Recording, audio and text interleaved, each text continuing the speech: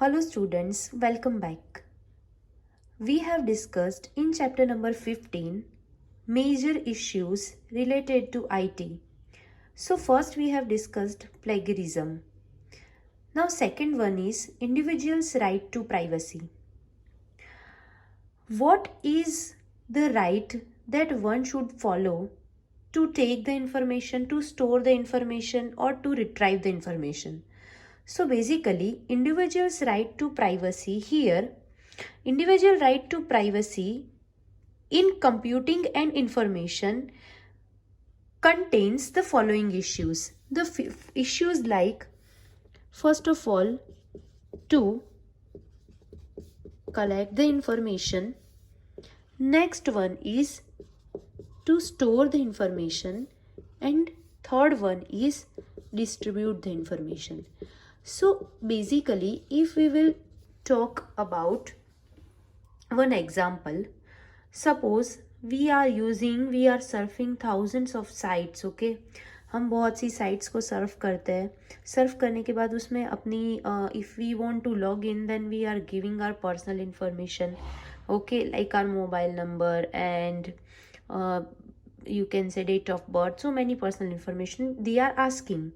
So there should be one bar, or you can say there should be one barrier in between, or there should be some protocol.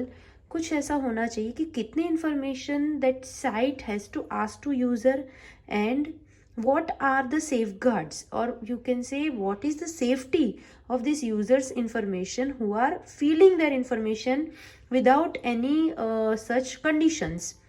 तो इसके लिए कुछ rights होते हैं users के पास, as well as the whatever sites you are using, they cannot ask you or they cannot distribute your information without your permission. So students, you are giving your personal phone numbers and all in the public site. Sometimes what happened, there may be some kind of fake calls or some publicity calls are coming to your mobile, or mails are coming to your email ID, okay? So if you are not responding, then they are again and again calling and all kind of things are happened. तो इसमें क्या होता है कि जो ये इतना सारा हमारा जो डेटाबेस होता है, okay, thousands of users are daily filling the forms and daily giving their information. तो thousands of users के नंबर, फ़ोन नंबर उनके पास, ऐसी कंपनीज होती है जो डेटा प्रोवाइड करती है पैसा लेके, okay, they are giving the database to such emerging company. कोई नई कंपनी बन रही है जिसको अपना प्रमोशन करना है and all. So this all includes individuals right to privacy. I mean, these type of ethical issues, I mean, like this, involve that one must not use computers to collect, share, or distribute the information that is owned by someone else, and one must not involve one's private information without his permission. So next topic of computing ethics is intellectual property and rights.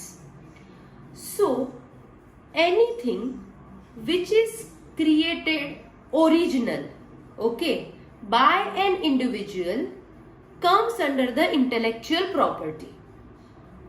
For example, a painter painted a painting, okay? So that painting is the intellectual property of that painter. Same way, any musician made the music, okay? So that rhythm is the intellectual property of that musician. Any writer who wrote a book, so that book comes under the intellectual property of that writer. So the moral of the thing is, if the intellectual property of mine, if anybody try to take it or to steal it or to copy it, the content or the whole, then it comes under the cybercrime, okay? So intellectual property, having the person, the owner has a right, authority only. Without his or her permission, no one can use the content of that intellectual property. Getting? So that thing comes under the IT cybercrime. such type of things, piracy and all that we will discuss afterwards, that things are happened in the IT environment. Okay, so that is why some sections, IT sections has been made, and you know they can be sent behind the bar for such kind of crimes. Okay, so intellectual property. Next is societal effects. Now societal effects is also a part of computing ethics. Why? Because the usage of computer nowadays becomes so much increased, and it increases day by day. So for that, some rules that should be followed by everybody. Those who are working in with computer, working in computer industry nowadays, everywhere computer is used. So these are a few things we need to understand.